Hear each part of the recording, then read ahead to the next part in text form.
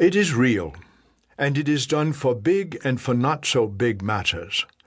Mother Teresa discerned a call to leave the security of a holy convent and go live alone among the poor and serve them. She prayed, took the necessary advice, got the necessary civil and ecclesiastical permits, and the rest is history. She discerned a big thing. Or again, not so big, Edna, a real person with another name. Edna is a watchful mother who prays regularly. Though single since her son's infancy, she has made yearly weekend retreats. He is now finishing high school and choosing a college. She knows it would be good to guide her son carefully. She also knows that he's serious and mature, and it would be good to give him lots of space. She knows it's not a sin one way or the other. She has to choose how far to advise, influence, guide his choice. Then take another situation. Angelo, who lives not far from me and who has come for spiritual direction for some time, has been downsized. In his daily prayer, he faces this.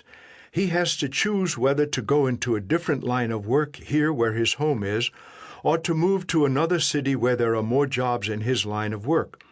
Both options are good. He sees no sin. Both are tough. Staying would mean serious financial hardship. Moving would mean being further from children and grandchildren, and Angelo is in his late 50s. He has made annual Ignatian retreats for some years, and he prays daily. So he will, as a matter of course, call on the virtues of prudence, temperance, and the West. But Angelo is discerning among the better alternatives. He takes one possibility and lives with it for a day or two, prayerfully offering this choice to the Lord, watching how it feels to him. Then he will do that for several alternatives, gradually come to the one he judges is the right one, the one that the Lord wants him to do. When he gets there, he will offer that choice to the Lord and do it, and then watch.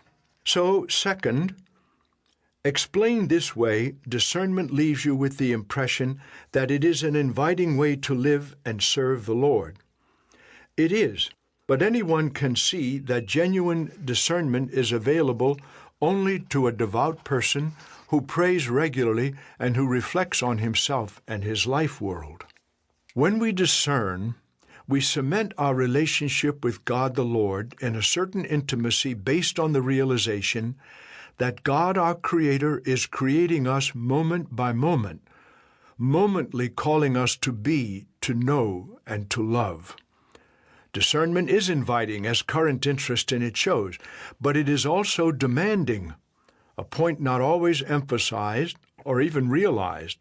It is a deeply rewarding way of serving God, even when that service leads us to embrace a choice that is not going to be easy, may be difficult, may even be painful.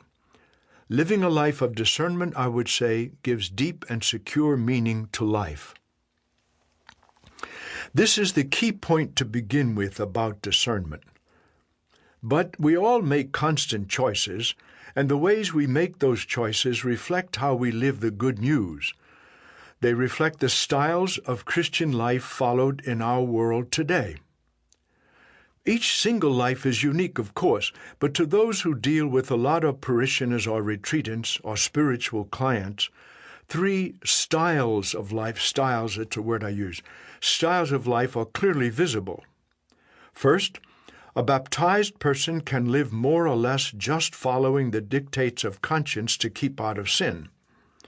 Second, a baptized person can lead a virtuous life, a life guided not only by faith and hope, but also by prudence, justice, patience, kindness, all the other virtues, so a virtuous life.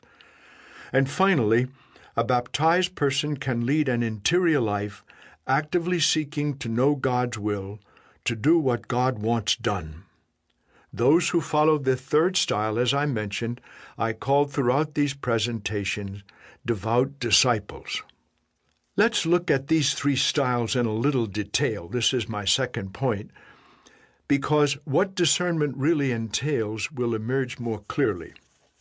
First, think of those whom we call, perhaps not very kindly,